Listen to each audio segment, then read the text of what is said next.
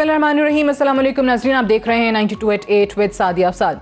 नाज़रीन, एक तरफ पीडीएम सड़कों पर आने की बात कर रही है, लॉन्ग मार्च का ऐलान किया है मौलाना फजलुर रहमान साहब ने। बिलावल साहब को ये यकीन है कि ना इस्तीफ़े आएंगे और ना ही लॉन्ग मार्च होगा। पाकिस्तान पीपल्स पार्टी माजी में यही मौक़िफ़ इख्तियार रखा उन्होंने, लेकिन अब पीडीएम की जानिब से आखिर ये जो स्ट्रैटेजी तब्दील हुई है कि इस्तीफ़े तो नहीं आ रहे लेकिन लॉन्ग मार्च का ऐलान किया जा रहा है, इस पर पाकिस्तान पीपल्स पार्टी की तरफ से तनकीद आ रही है।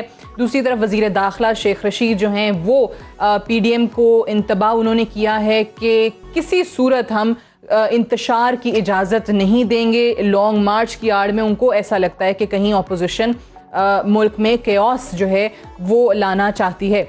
दूसरी तरफ अगर वज़ीर आज़म साहब की बात करें तो आज उन्होंने एक प्रॉपर्टी के हवाले से एक तकरीब थी जहां पे उन्होंने ये बात की कि बटन दबाकर पाकिस्तान नहीं बन सकता बल्कि सिस्टम बदलने में वक्त लगेगा। नया पाकिस्तान जो कि पीटीआई का वादा था, लेकिन आज वज़ीर आज़म साहब को ख़ुद इस चीज़ का सिस्टम में आने के बाद एहसास है, इदराक है कि चीज़ें शायद बहुत ज़्यादा मुश्किल हैं। तो नया पाकिस्तान बटन दबाकर तो बनेगा नहीं, ये आज वज़ीर आज़म ने वाजे कर दिया है।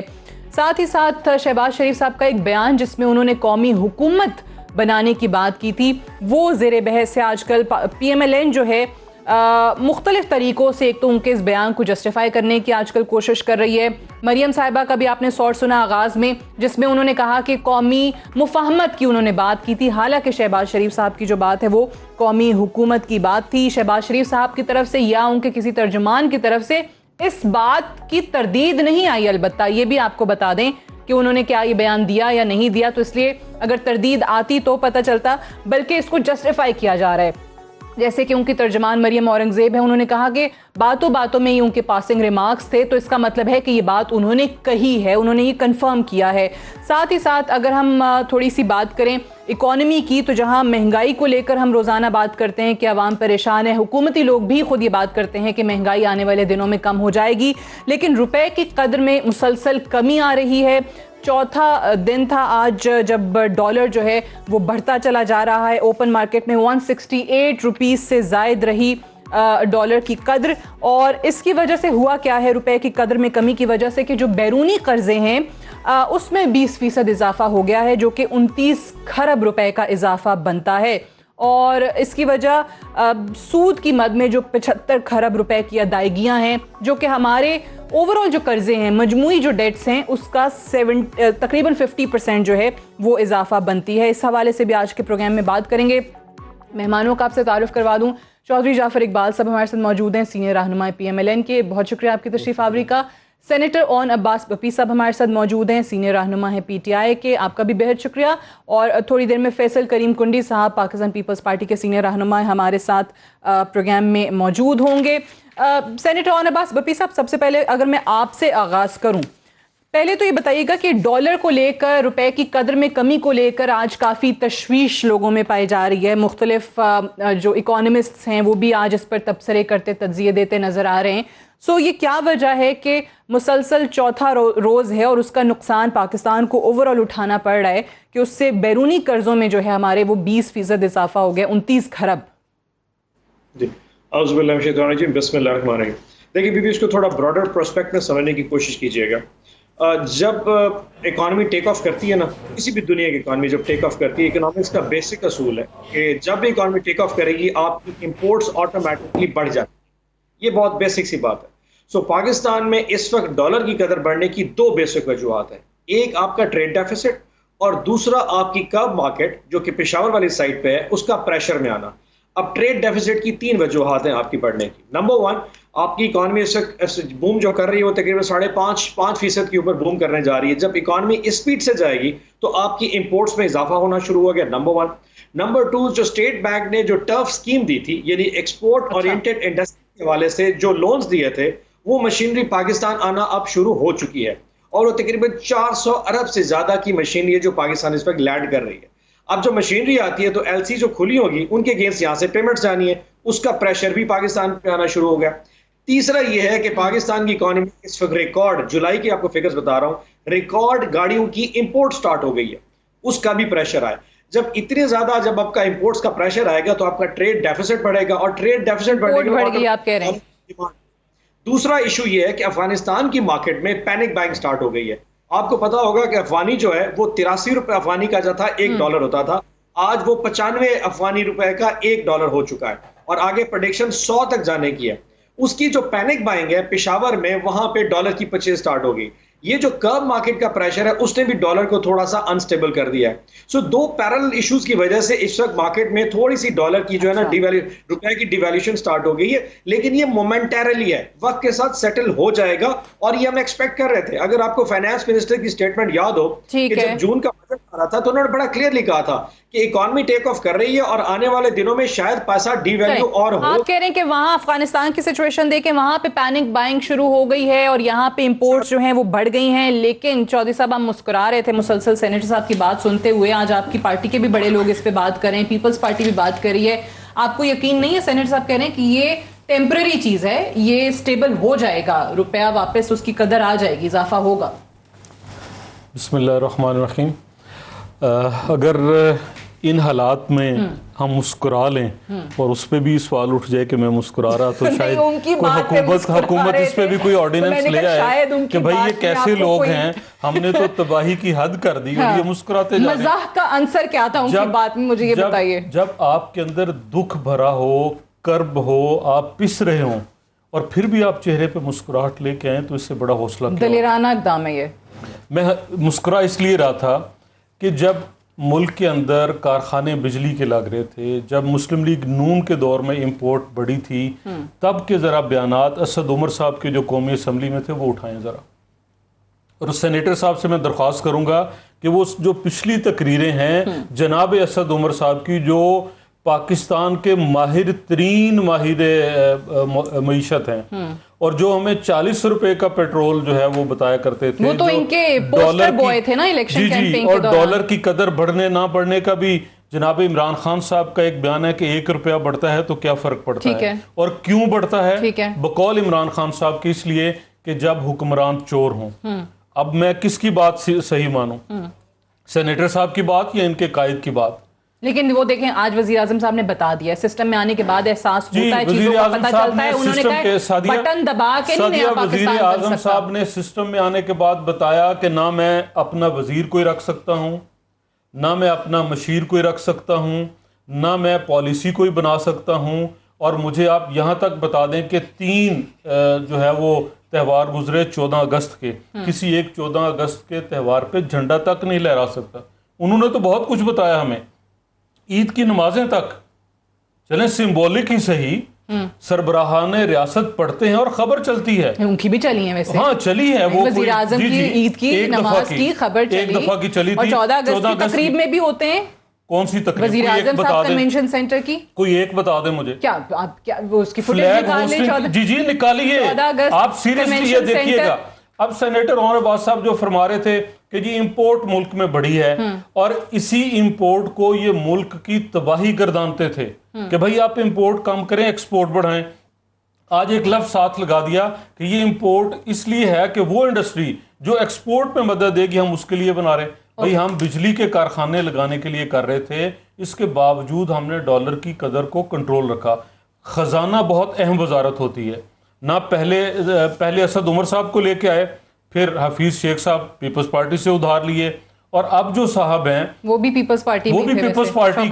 और दूसरी ये बात कि आप उनका जरा अपना कारोबार देख लें कि वो एक बैंक के मालिक हैं। उनका बैंक पाकिस्तान की बैंकिंग इंडस्ट्री में सबसे माठा बैंक गिना जाता है। तो वो शख्स जो आपकी सियासत से मुताबिकत नहीं रखता, जो आपके नजरिए से नहीं रखता, वो जो नया पाकिस्तान आप बनाने के जब नारे लगा रहे थे तब वो आपके साथ नहीं था, तो आज आप कैसे ये भली भली बातें कर? वो भी शायद इत्तलात है कि उन्होंने अपना बैंक बेच दिया। बाय द वे, मैं एक ब्रेक ले लूं। कुंडी साहब को भी प्रोग्राम में खुशामदीद कहते हैं। ब्रेक से वापस आएंगे तो फैसल करीम कुंडी साहब की तरफ भी जाएंगे right after this short break. Stay tuned.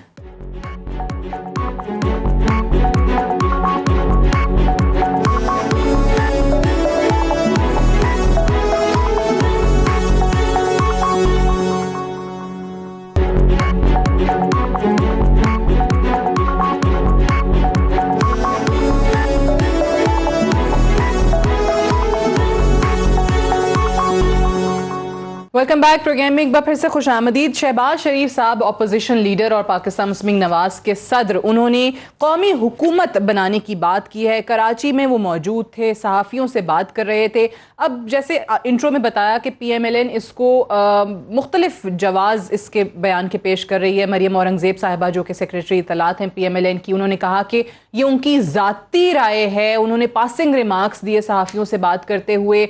Maryam साहिबा ने कहा कि उनका ख्याल है कि नहीं, वो कौमी मुफाहमत की बात कर रहे थे, कौमी हुकूमत की नहीं कर रहे थे। लेकिन जाहिर है उस मुलाकात में तमाम रिपोर्टर्स मौजूद थे, तमाम सहाफ़ी मौजूद थे। हर सहाफ़ी ने अगर यही रिपोर्ट किया तो दैट मीन्स कि वहाँ उनके बयानात यही आए हैं। पीपल्स पार्टी कुंडी साहब इस बयान पर क्यों कह रही है कि शहबाज शरीफ साहब ने खुद को सियासी तौर पर जिंदा रखने की कोशिश की है? बिस्मिल्लाहिर्रहमानिर्रहीम। देखें, इसका भी मुझे भी नहीं पता कि वो कौमी हुकूमत किस हवाले से चाहते हैं। अगर वो कहते हैं कि कौमी हुकूमत वो वाली हो कि जो 2 साल या 3 साल वाली हो और कौमी हुकूमत हो और रिफॉर्म्स के इलेक्शन हो, तो मैं नहीं समझता कि उस पार्टी से एग्री करती है। अच्छा। और अगर कौमी हुकूमत ये चाहते हैं कि एलाइस की हुकूमत हो, तो मैं समझता हूँ कि इसमें सबसे ज़्यादा तजर्बा पाकिस्तान पीपल्स पार्टी का है। 2008 से 13 जो हमारी हुकूमत थी, हमारे पहले एलाइस थे PMLN जो कि कुछ अर्से बाद में छोड़ गए थे। उसके बाद हमारे साथ देखें PMLN-Q भी थी, JUI भी थी, ANP भी थी, MQM भी थी, फाटा भी थी।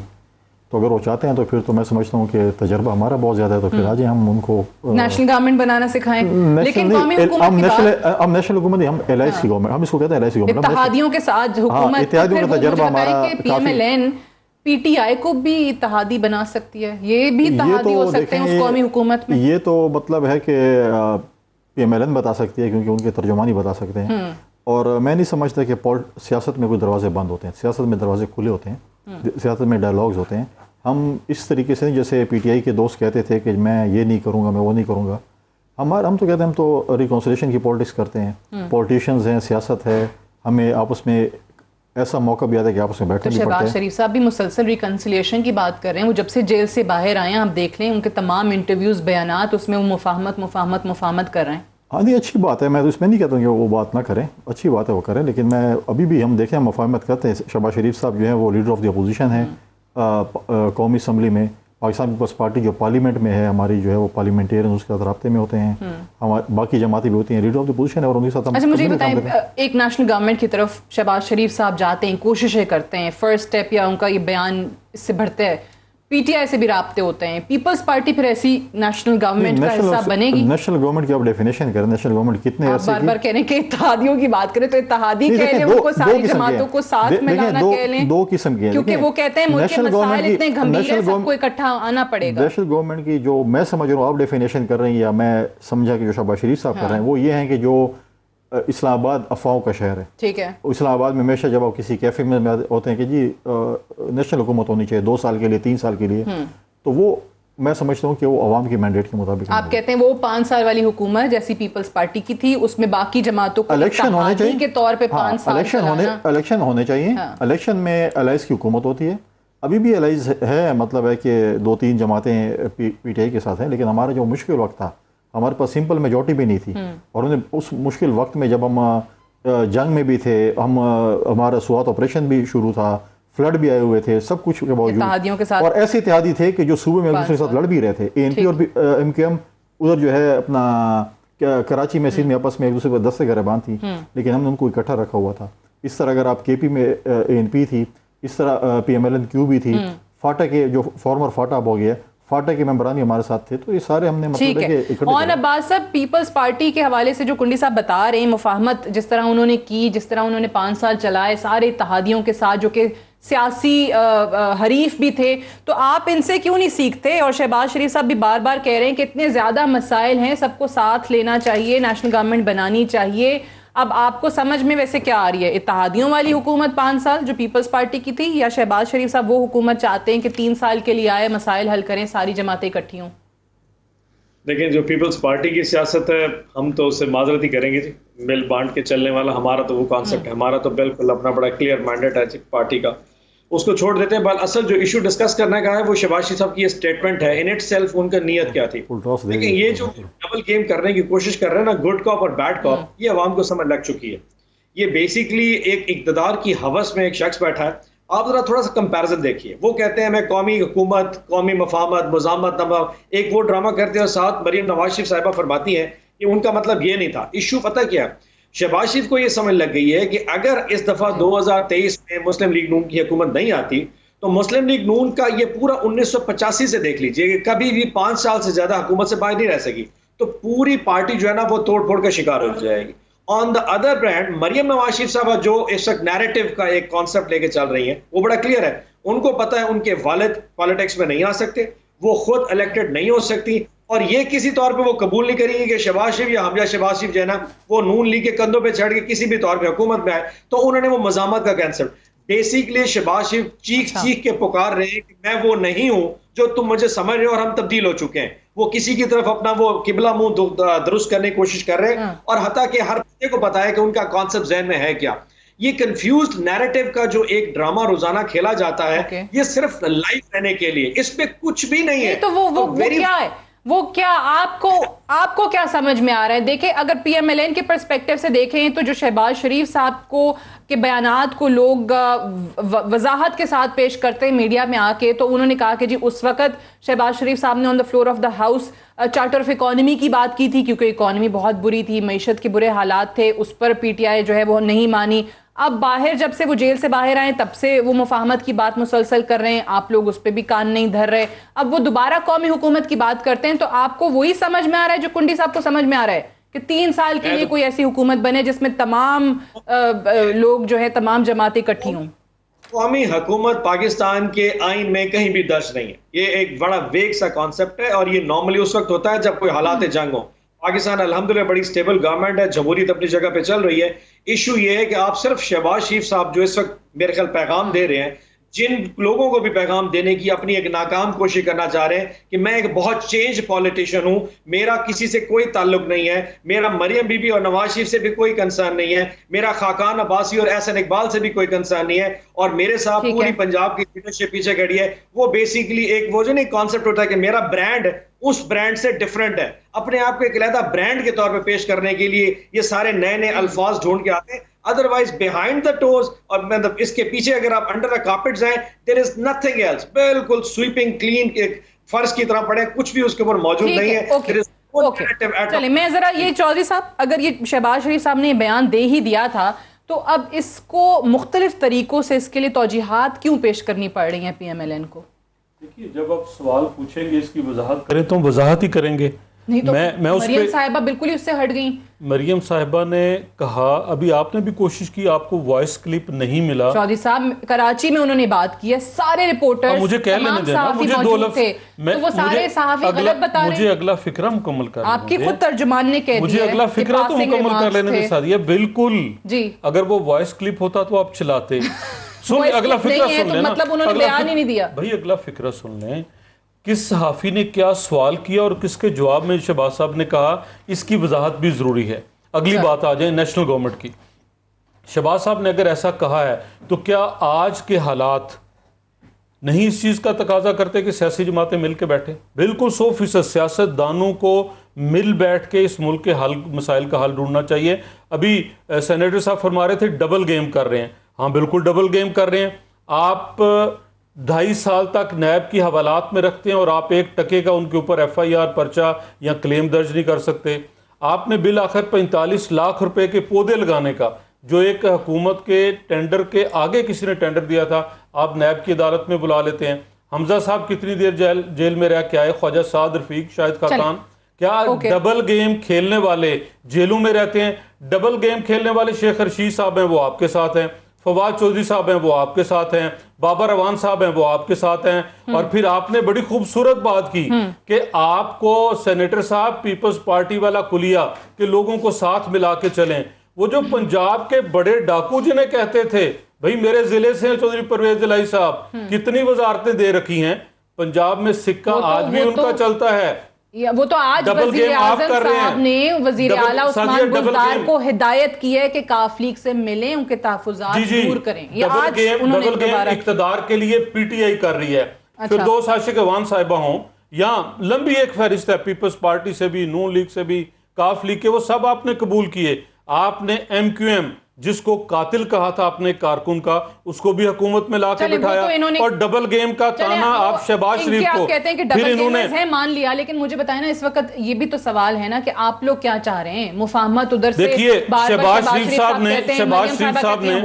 शहबाज शरीफ साहब ने बहुत बबांगे दोहल कराची में इतनी बड़ी तकरीर की और कहा कि शफाफ इंतखाबात चाहते हैं। शफाफ इंतखाबात से मुराद ये है कि वो डस्का में जो बैलेट बॉक्स चोरी करके ले गए तो वो चोरी ना करें। हमारा कहना यह है कि मैंडेट चोरी करना छोड़ें। अगर मैंडेट चोरी तो करके कहते हैं कि हम कोशिशें कर रहे हैं रिफॉर्म्स की, तो उस पे भी आप लोग साथ नहीं आते। देखें, वो कोशिश ये कर रहे हैं, भी जायजा लिए बगैर रिजेक्ट कर देते हैं। नहीं, नॉट एट ऑल सादिया। देखें, कोशिश ये होती है जो मियां नवाज शरीफ ने की थी, वो इमरान खान साहब के घर चल के गए थे कि आइए बैठिए, और पार्लियामान के अंदर मौजूद सारी जमातों को नेशनल कंसेंसस बिल्ड करने के लिए यमन फौज भेजने का मामला हो, सी पैक के रूट्स की बात हो, एफर्ट्स हुकूमत की तरफ से क्यों नहीं आ रही? हुकूमत की तरफ से कोई एक, आप मुझे बता दें, वजीर आजम ने कोई मीटिंग बुलाई हो, स्पीकर साहब ने पार्लिमानी रहनुमाओं की मीटिंग बुलाई हो, या उन्होंने इलेक्शन रिफॉर्म्स के लिए कोई कमेटी कॉन्स्टिट्यूट की हो और दावत दी हो कि आइए बैठिए। हाँ, अगर टीवी शो पे, अगर आप टीवी शो पे आके बाबर अवान साहब, अगर बाबर अवान साहब जो नैब ज़दा हैं वो सिर्फ आके ये धमकी देंगे कि हमारे पास 51% है और हम ये मशीन का कानून पास करेंगे। तो कैसे कुंडी साहब होंगे, कैसे फिर शफाफ इंतखाबात? नेशनल गवर्नमेंट वो कहते हैं जी आइन में नहीं है, आप इत्तेहादियों की बात करते हैं, जिस भी तरह उससे पहले तो इंतखाबात होने ना, कैसे शफाफ होंगे? देखिए, उसकी रिफॉर्म्स चाहिए। मैं पहले ओन अब्बास को ये बताना चाहता हूँ, इन्होंने कहा कि हम पीपल्स पार्टी की तरह मिल बैठ कर खाने वाले। उन्होंने कहा माजरत इस सियासत से, जो आपकी सियासत। आप मुझे बताएं कि शेख रशीद साहब, चौधरी साहबान, बाप, PMLNQ, ये कौन है? फाटा, फॉर्मर फाटा के जो मेंबर थे, कौन है? ये आपके PTI के लोग हैं या आपको तोहफे मिले? एक शख्स है, उसकी एक सीट है, उसको भी अपने वजारत। चौधरी साहबान को 6 या 7 सीटों पे स्पीकरशिप मिली और 7 फेडरल मिनिस्ट्री मिली। तो ये चीज़ें हैं। और खाने का तो अगर मैं शुरू हो जाऊँ, 20 मिनट मुझे देंगे तो मैं आपको बता दूंगा आपके कितने स्कैंडल्स हैं। 20 मिनट का तो शायद प्रोग्राम स्कैंडल्स बता दूं कि आप लोगों ने कितने खाए, और आपकी वॉशिंग मशीन जो ओवर टाइम काम कर रही है, मतलब है कि गर्म भी हो जाती है, ओवर टाइम काम कर रही है, आपके लोगों को साफ करने के लिए लगी हुई है कि उसको हम ड्राई क्लीन में साफ करें। तो ये चीज़ें न कहें, जो मतलब है कि मैं आज भी कहता हूँ बवांगे दौल, अगर पाकिस्तान में सही हिसाब हुआ तो 90% काबीना PTI की जो है ना वो जेल के अंदर होगी, अगर सही एहतसाब ब्यूरो करे तो। और जहाँ तक देखें, आप कह रहे हैं कि देखिए कैसे बैठेंगे, ये कहते हैं EVM मशीन हो। जिस मुल्क में RTS सिस्टम को बिठा दिया जाए या फेल कर दिया जाए या जो भी आप जुमला उसके लिए लें, तो मतलब है कि उसमें आप कैसे शफाफियत की बात करती हैं? आज ये EVM मशीन जो है ना, ये पड़ी हुई है पार्लियामेंट के अंदर। इलेक्शन के दिन ये बाहर खेतों में पड़ी होगी, लोग दिखाएंगे कि जी ये पड़ी हुई है मशीन, जिसमें तो ये जिन मुल्कों में ये अडॉप्ट किया गया था पहले, उन्होंने दोबारा मैनुअल सिस्टम पे आ गए हैं। आप ये बताएं कि ये हमें करना चाहिए कि हमें जो अपना जो इलेक्शन कमीशन है उसको हमें मजबूत करना चाहिए। आज मुझे बताएं तजावीज़ क्या है ना ऑपोजिशन की, आप मुझे बताएं। इलेक्शन कमीशन कह रहे हैं कि किसी ने राब्ता नहीं किया राब्ता हुकूमत का तो काम ही है कि किसी ने आपकी जमात से या इनकी किसी ने राब्ता नहीं किया, ये स्टेटमेंट दे दें कि हम ये काम करने जा रहे हैं, आप लोग आए हमारे साथ। कहते हैं इंतखाबी इस्लाहात के लिए हमने कमेटी बनाई है। किधर कमेटी? देखें किसी ने अप्रोच नहीं किया। आपने देखें कोई मतलब कमीशन होता है, कोई चीज देखें, इख्तलाफात भी होते हैं पार्लियामेंट में, बैठने भी पड़ता है पार्लियामेंट में, पाकिस्तान के इशूज़ पे बैठना भी पड़ता है। आप मुझे बताएं कि इलेक्शन कमिश्नर के पास क्या इख्तियारात हैं? ये GB का इलेक्शन और कश्मीर का इलेक्शन आप लिख लें या ज़िमनी इलेक्शन लिख लें, वहाँ पर जो खिलाफ वर्जियाँ हुई हैं, जो कुछ हुआ है, इलेक्शन कमीशन ने क्या कर लिया? कुछ कर सका? उसके पास कोई इख्तियारात बेचारे के पास नहीं है, नहीं इस्तेमाल करने को उसका तरीका। ओपनली इलेक्शन कमीशन के जो रूल्स की खिलाफ वर्जियाँ हो रही थी, उसकी मजाल जो कुछ कर सके, फिर ये इलेक्शन कमीशन इलेक्शन करेगा हमारा, ये इलेक्शन कमीशन करेगा। मतलब ये चीज़ आप मुझे बताएं कि इन्होंने ये कमेटी बनाई थी जो कि इलेक्शन में धांधली को उन्होंने कहा कि हम एक तो उस पे तो आपको याद है कि वजीर आजम साहब हमने बार-बार कहा, कहती है कि भाई ये दोनों जमातें इकट्ठी होती थी और ये सरबराहान को लगा देती थी, इनके फैसले होते थे, वही सरबराहान चल रहा है। आज मुझे बताएं वजीर आजम, चाहे वो नाब की बात करें, वो भी कहते हैं आप लोगों ने वजीर आजम ने शहबाज शरीफ को क्यों खत लिखा है, मुझे बताएं। ठीक है, एहसास हुआ उनको पार्लियामानी सिस्टम कैसे, ये देखें, ये कॉन्स्टिट्यूशन में है। ठीक है, आज हम कल हम बोलेंगे शहबाज शरीफ और इमरान ने लगा ली है ECB के मेंबरान, हम ये बोलेंगे फिर? ठीक है, ये देखिए कॉन्स्टिट्यूशन, हम ये चाहते थे कि अपोजिशन और हुकूमत ये बैठे और तजावीज़ दें, ECB पे दें, हमें नैब पे दें, हमें जो है उस पे दें, जो नई हुकूमत आए उसमें जो है वो मतलब प्राइम मिनिस्टर का नाम दें और किसी को दें। तो हम कहते हैं इसमें हम कहते हैं शफाफियत हो। अब ये नहीं है कि आप कहें कि नहीं जो हम करना चाहते हैं, ये तो देखें पीटीआई वाले हमारे भाई है ना, ये तो अकले कुल है, इनको तो मशवरे की जरूरत ही नहीं है। बिल्कुल सही। ये जब देखें, जब बात जब बात आती है जर्मन एम्बेसडर को मुल्क बदरी की, तो कहते हैं पार्लियामेंट से रजू करें। अच्छा, जब बाकी बात आती है कहते हैं हम तो French ambassador, sorry French ambassador, German के, सॉरी वो इनके जर्मनी और सरहदें मिला रहे जर्मनी और जब अफगानिस्तान की बात है या बाकी हम तो हुकूमत में हमारी मर्जी हम जो कुछ करें। ठीक है, तो अब्बास साहब, आप लोगों का जब दिल करता है पार्लियामान को अहमियत देते हैं, जब दिल करता है पार्लियामान को पूछते नहीं है। ये शिकवे हैं ऑपोजिशन के कि क्यों ऑन बोर्ड नहीं लेते इन चीज़ों पर, इनकी तजावीज़ नहीं सुनते, इनको ब्रीफ नहीं करते, इनको बताते नहीं है। और ये ईवीएम मशीनों वाला तो इशू सिर्फ इनका ही नहीं है, इलेक्शन कमीशन जिस इदारे ने कराने, उन्होंने कह दिया है कि इसमें राजदारी कैसे कायम रहेगी, उनकी तरफ से रिजर्वेशंस आ गई हैं। सादी बीबी, कुंडी साहब को चाहिए 20 मिनट हमारी करप्शन को अयां करने के लिए, और मेरी पूरी जो जिंदगी है वो हयाती वो कम है इनकी करप्शन को अयां करने के लिए, यकीन जानिए। I can't really explain that, but coming to the real point, अच्छा, इलेक्ट्रॉनिक लंबी जिंदगी है। कुंडी साहब से मैंने एक पिछले टॉक शो पूछा था, मैं कि बाकी छोड़े, आप मेरी नजर में सबसे रीजनेबल ऑपोजिशन में ना पीपल्स पार्टी में है, आपने इलेक्ट्रॉनिक वोटिंग मशीन देखी है? तो इन्होंने कहा जी मैंने नहीं देखी। मैंने कहा मैं आज इलेक्ट्रॉनिक वोटिंग मशीन इनके हुजरे पे, इनके डेरे पे लेके आ जाओ ना कि फैसल भाई जरा देख लें, इन्होंने तब भी नहीं देखी। उसकी वजह पता क्या है?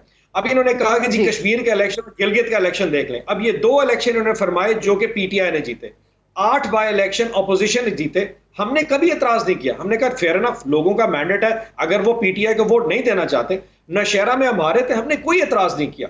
हम सियालकोट में पहली दफा हारे थे, हमने कोई एतराज नहीं किया। चीजें ऐसे ऑर्डर, हम कराची में हार गए एंड 249, फेयर इनफ, हमने समझा लोगों का मैंडेट है, पीपल हैव द राइट। हम स्टिल बिलीव करते हैं कि जब गिलगित में और आजाद कश्मीर में जीतने के बाद इस वक्त वोटिंग ट्रेंड हमारी फेवर में जा रहा है, लोग हमारे साथ हैं पड़े, तब भी हम समझते हैं कि जैसे आरओ का इलेक्शन 13 का था, या ये आरटीएस का इलेक्शन कहते थे 18 का, ये 23 का इलेक्शन इन्होंने ऑलरेडी डिफाइन कर लिया है, क्योंकि पीटीआई इस वक्त विनिंग ट्रेंड में जा रही है और हम इंशाल्लाह इलेक्शन जीतने जा रहे हैं। इन्होंने प्रीएम्प्ट करके इलेक्ट्रॉनिक वोटिंग मशीन का फार्मूला इजाद कर लिया है। This is a pre-emptive move कि आप लोगों को यकीन हो गया है कि आप लोग इलेक्शन हारेंगे, ये कह रहे हैं। अगर वोटिंग मशीन पसंद नहीं है तो ओवरसीज पाकिस्तानी अभी एक बात की और नवाज साहब ने सेनेटर हैं, कर लें, मुकम्मल कर लें, ऑन सब कर लें। जी एक चीज, अगर इलेक्ट्रॉनिक वोटिंग मशीन पसंद नहीं है, ओवरसीज पाकिस्तानी पे आ जाए। ओवरसीज पाकिस्तानी पसंद नहीं है तो फाइनेंशियल ऑटोनॉमी पे आ जाए जो इलेक्शन कमीशन को दी है, जो वहां प्रिजाइडिंग ऑफिसर जिन्होंने पोलिंग एजेंट्स तैनात होने, उसकी परमानेंट जॉब्स के वाले से आता है। किसी एक चीज पे तो बात करने को तैयार नहीं है, और आप समझती हैं इनको एंगेज किया जाए। मैं ना मानूं कि सिचुएशन में I doubt it is very hard job कि इनके साथ एंगेजमेंट की जा सके।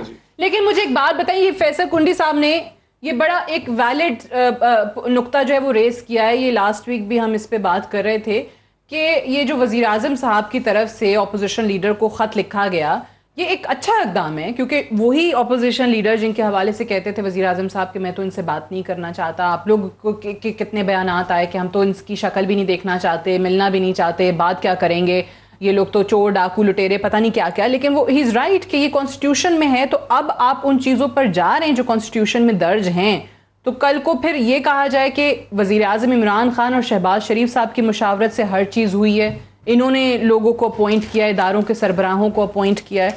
इस पर भी ज़रा मुझे एक ब्रेक से वापस आने दें, इस पर भी ज़रा बात करनी है, बड़ा वैलिड क्वेश्चन है इनका। जाफर साहब भी जवाब देंगे एक वक्फे के बाद।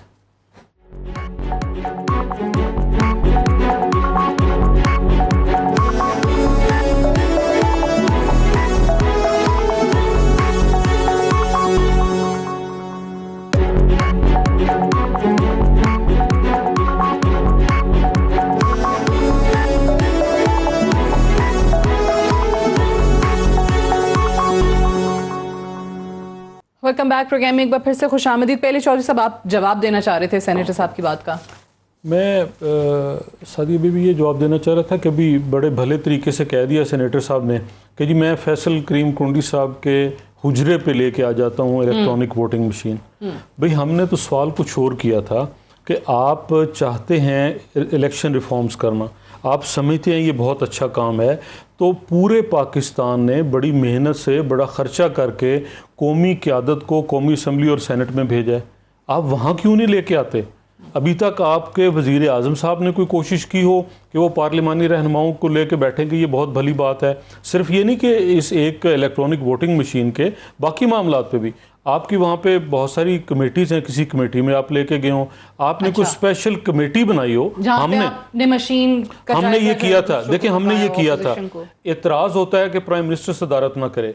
वोट मियाँ मोहम्मद नवाज शरीफ डिड कि चेयरमैन सेनेट और स्पीकर कौमी असम्बली की को चेयर में कमेटी बना दी कि जितने पार्लिमानी रहनुमा हैं सेनेट और कौमी असम्बली के अंदर, वो जब भी यमन के मामले पे ज़रूरत पड़ी, CPAC के रूट्स की बात हुई, आपके जब ये धरना लेके बाहर बैठे हुए थे तब भी उसी कमेटी ने काम किया, और जब फिर हमें इलेक्टोरल रिफॉर्म्स की ज़रूरत पड़ी तब भी उस कमेटी ने काम किया।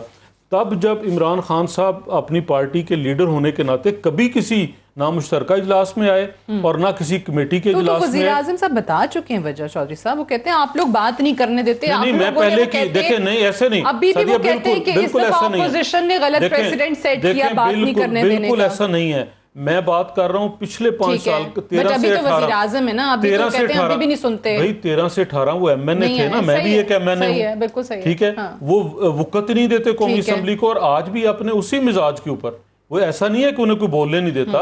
अगर वो बात अच्छी करेंगे, अगर बोलेंगे, बात जो बड़ा होता है घर का, उसको बहुत सारी तलख सुननी पड़ती हैं। हुकूमत जो है उसके ऊपर ये जिम्मेदारी आयद होती है कि वो पार्लिमानी रहनुमाओं को साथ लेके चले। पार्लिमानी रहनुमाओं ने लेके नहीं चलना। तो अगर आपके अंदर इतनी कैपेबिलिटी नहीं है, आप पूरे पाकिस्तान में अपने आप को अकले कुल समझते हैं, और वो अकले कुल यहाँ तक हमें ले पहुंची कि आज कोई एक चीज़ मुल्क की सीधी नहीं है। खारजा पॉलिसी, आप मुल्क की आप सिक्योरिटी के हालात देख लें। हाँ, एक काम इन्हें आता है, धमकियां देना। बाबर अवान साहब ने धमकी दी कि हमारे पास सादा अक्सरियत है, हम EVM मशीन हम ये लेके आएंगे, electronic voting machine. Sheikh Rashid साहब क्या धमकी दे रहे हैं? इंतशार फैलाया। तो भाई इंतशार तो वो था जब आप कौमी असम्बली के जंगले तोड़ रहे थे। इंतशार तो वो था जब आपने माल रोड पे खड़े होकर कहा था जला दो, आग लगा दो, वो इंतशार था। आज तो कहीं इंतशार नहीं नजर। अभी आज जो बिलावल साहब सवाल कर रहे हैं कि इस्तीफे दे रहे हैं, फिर आप देखिए बिलावल साहब और आ जाएं फिर लॉन्ग मार्च के लिए। देखिए बिलावल साहब उस PDM का हिस्सा थे। मुशावरत से चीजें, बहुत सारी चीजों पे इख्तलाफ हुआ, जिन मामलात पे इत्तफाक हुआ उनके ऊपर सबने अमल किया। आज बिलावल साहब हिस्सा नहीं है, वो अपनी राय तो दे सकते हैं। बात ये है कि उस वक्त बिलावल साहब कहते थे कि इस्तीफे ना दें, लॉन्ग मार्च कर लें। आज आप वही काम कर रहे हैं। हमारा मौकफ ये था कि जब हम इकट्ठे होकर इस्तीफे देंगे तो फिर पीछे गुंजाइश नहीं बनेगी। जब इकट्ठे नहीं हो सके, गलती तो आप लोगों की है, आप लोग इकट्ठे नहीं हुए, इकट्ठे इस्तीफे भी नहीं आए। फिर आपने पूरी बात नहीं की। देखें, हमारा ये मौकफ था कि लॉन्ग मार्च करें और साथ साथ हम अदम एतमाद की तहरीक लेके आए हुकूमत के खिलाफ। पहले आप कहते थे पंजाब में आए, फिर वफाक में आए। क्योंकि Punjab is the main battlefield, और बहुत से मेंबरान इनसे हुकूमत से खफा थे। अभी भी देखें 40 का ग्रुप जो एक बीच में चला गया, वो 40± ग्रुप जो आज जहांगीर तरीन साहब के साथ खड़ा है, हुकूमत के खिलाफ ही खड़ा है। तो हुकूमत के खिलाफ हैं, सूबाई हुकूमत के खिलाफ हैं। और माशाल्लाह वो हुकूमत तो काम ही ऐसे करती है जो कि सिर्फ फरिश्ते ही देख सकते हैं। वो कहते हैं वो इतने छुप के काम करते हैं, वज़ीर आला साहब के मतलब है कि अब वो फरिश्ते देख सकते हैं, आप और मैं तो उस चीज़ को नहीं दे सकते हैं। तो ये चीज़ें वज़ीर आज़म साहब बता चुके हैं आपको कि उनको नहीं अच्छा लगता बुज़दार साहब को कि वो अपना नाम जो है ऐसे ही। ठीक है, आप ऐसे करें, आप अपनी टीम से कहें ये सिर्फ एक महीने के अखबारात उठा लें, उसके इश्तेहारात देखें कि फ्रंट पेज पे क्या क्या इश्तेहारात आए हैं। अच्छा, ये वही लोग हैं जो कहते थे कि टैक्स पेयर आप लोगों के घर से आते हैं, टैक्स पेयर के पैसे हैं। तो आज टैक्स पेयर के पैसों पे जब ये वज़ीर आज़म और CM पंजाब और बाकी CM की जो तस्वीरें आती हैं, तो ये क्या इनके घर ये लोग देते हैं, अपनी तनख्वाहों से देते हैं। तो देखें, इनका ये है कि ये डिक्टेटर से भी बढ़ गए। ये कहते हैं कि मीडिया हमारे खिलाफ प्रोग्राम न करे, कोई हमारे खिलाफ लिखे नहीं। मीडिया अथॉरिटी बिल क्या है?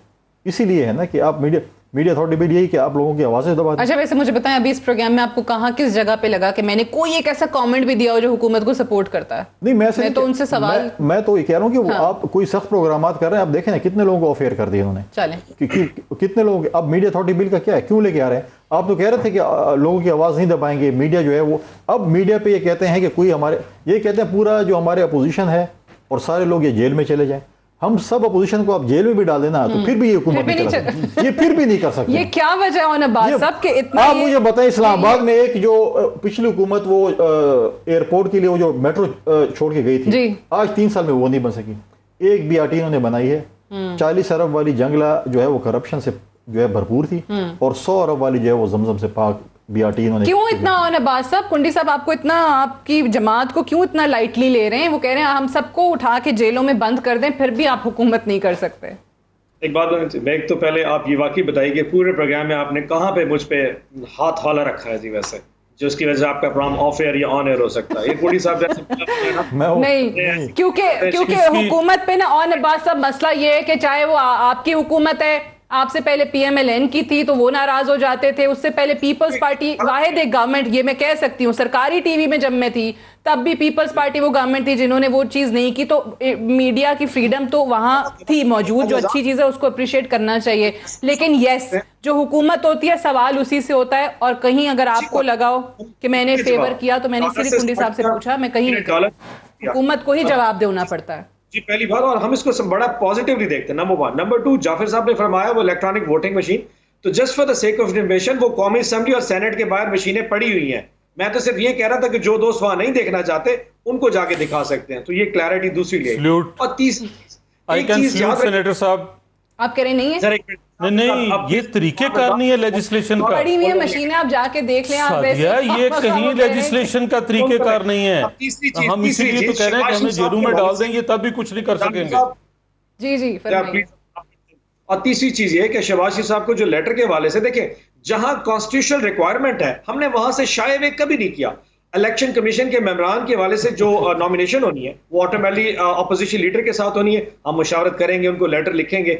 जहां अपना अब ये नैब के चेयरमैन का इशू आएगा वहां भी मुशावरत होगी। सो जो कॉन्स्टिट्यूशन रिक्वायरमेंट है वो अपनी जगह पे। यस, जहां क्रेडिबिलिटी रिक्वायरमेंट है कि हम समझते हैं कि शहबाज शरीफ साहब के खिलाफ केसेस हैं, करप्शन के केसेस हैं, उनके खिलाफ TTs के हैं, 7.5 अरब या 25 अरब केस है, वो अपनी जगह पे कायम है, वो जारी रहेंगे और वहां पे हम अपना जो हमारा एक इख्तलाफ है वो रहेगा। अच्छा, अगर ये आपने बड़ी अच्छी बात की है। देखें, आपने जो कहा कि वो जहां कॉन्स्टिट्यूशनल रिक्वायरमेंट है वहां आप मुशावरत करेंगे, तो ये इंतखाबी इस्लाहात, इस पे बिल्स पास होना और पार्लियामान को इस पे उनका शिकवा के जी ऑन बोर्ड नहीं लेते, तो इस पे भी तो फिर मुशावरत बनती है या नहीं?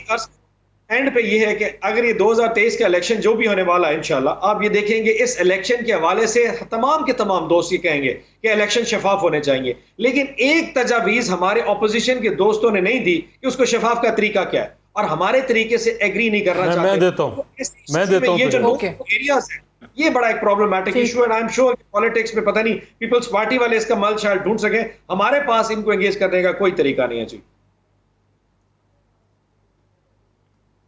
अच्छा, वो कह रहे हैं कोई एंगेज करने का तरीका नहीं है। आप कौन सा तरीका बताने लगेंगे कि कैसे शफाफ इंतखाबात करवाएं? जी बिल्कुल, तजवीज़ दे दें। सबसे पहली तजवीज़ ये है कि ये इलेक्शन के अखराजात कंट्रोल करें। कि जो लिखा झूठ सारे अरकान मुझ समेत सारे अरकान असेंबली वो जो परफॉर्मा जमा करते हैं 15 लाख और 30 लाख क्या, वो सबसे बड़ा झूठ है। वो सबसे बड़ा झूठ है। फिर ये पार्टियों के अंदर जो जिस तरह से ये खुद अपना तो वहाँ एहतसाब के लिए पेश नहीं कर रहे, इनसे अकाउंट इलेक्शन कमीशन कब से मांग रहा है, उससे ये दौड़ रहे हैं। जब पैसे की खेल जो है वो निकलेगा, फिर कहा कि शहबाज शरीफ साहब से क्रेडिबिलिटी की वजह से, हाँ जहांगीर तीन साहब की क्रेडिबिलिटी तो बहुत ज़बरदस्त है। फिर इसी तरह ये रिंग रोड में किस किस की क्रेडिबिलिटी सामने आई, सरवर खान साहब सबसे ज़्यादा क्रेडिबल हैं, फिरदौस आशिक वान साहबा उनसे ज़्यादा क्रेडिबल हैं। क्रेडिबिलिटी किसकी पूछेंगे भाई आप, पहले अपना अभी इन्हीं के अपनी क्रेडिबिलिटी बता दें। बनी गाला का महीने का खर्चा, बिजली का बिल, नौकरों की तनख्वाहें और इमरान खान साहब जो टैक्स देते हैं वो निकाल के बता दें उनकी क्रेडिबिलिटी क्या है, कहां से वो पैसा आता है और कैसे खर्च होता है। वो तो पूरी कमेंट्री की, क्रिकेट कमेंट्री की, नहीं तो वो शो होता है ना सादिया, वो तो आप उसमें शो करते हैं ना कि इस साल मेरी ये आमदन थी, मैंने इस बैंक से खर्च। क्रेडिबिलिटी की बात की, अगर बात बनी गाला के खर्चे पे आके खत्म है तो हमारी माफी है हजूर। कहां 7.5 25 अरब और कहां आप 3 लाख रुपए के खर्चे करते हैं माजरत के साथ। आई मीन प्लीज एक कंपैरिजन के लिए भी कुंडी साहब और जावेद साहब देखें पूरी मीडिया साहब आप मौत कह दें कि सिर्फ 3 लाख रुपया खर्चा है बनी गाला का, मुझे नहीं पता 3 लाख है, आप हलफ उठाएं कि 3 लाख है और आप उसके सिर्फ बिजली के, जो हालात आप बिजली के बिल, आप बिजली के बिल, इमरान खान ने झूठ बोला 2 मुलाजिम रखता हूँ, 300 कनाल का घर, मेरा 1.5 कनाल का घर है, मेरा 2 मुलाजिमों से गुजारा नहीं होता। ठीक है, आपने और आप भी झूठ है काम आपके पास। कुंडी साहब बताएं इनकी जरा बात सुन लें। आपने जो इदारों की बात की, आपने सरवर खान की बात की, अभी जो रिसेंटली काबुल से जिस पायलट ने टेक ऑफ किया था एयरलाइंस, पूरे उनको हीरो बना रहे थे, पूरी मीडिया में बना रहे थे, ये वही पायलट हैं जिनको अब सरवर खान ने उनका भी नाम था उस लिस्ट में जिसमें उन्होंने कहा था इनकी शायद जाली डिग्री वाली बड़ी इन्होंने इदारे तबाह किए हैं। फेहरिस्त आई थी। हर मतलब किधर गए वो लाइसेंसेस, क्या हुआ उनका? आपने दुनिया में अपने पायलटों की जो जगह सही की, आज वो किधर है बताए ना, इनकी हुकूमत बताए कौन पायलट जो है वो जाली डिग्री पे, सारे इदारे तबाह कर इनका आता है। ये कह रहे हैं ना कि हमारा ये हमारा 3 लाख का खर्चा है। हुकूमत जाने दे, फिर इनका पता चलेगा जब इनकी किताबें खुलेंगी। अब किताबें तो छोड़े, इनके जो जेलदाने किताबों की आप लोग समझ आ जाएगी। तैयार बैठे हैं कि किताबें इनकी खोलें, लेकिन उनको यकीन है कि आप लोगों ने हमने तो कहा है कि जैसा करोगे किताब खुलेगी, किताब नहीं खुलेगी, लाइब्रेरी बहुत इबरतनाक अंजाम होगा। हाँ, लाइब्रेरी, बल्कि किताब नहीं, लाइब्रेरी पूरी खुलेगी। चलिए, I have to wind up है। बहुत शुक्रिया कुंडी साहब आपका, चौधरी साहब आपका, और सेनेटर ओन अब्बास साहब का भी प्रोग्राम में ज्वाइन करने के लिए। That's all for tonight. I will see you tomorrow इंशाल्लाह। इजाजत दीजिए, खुदा हाफिज।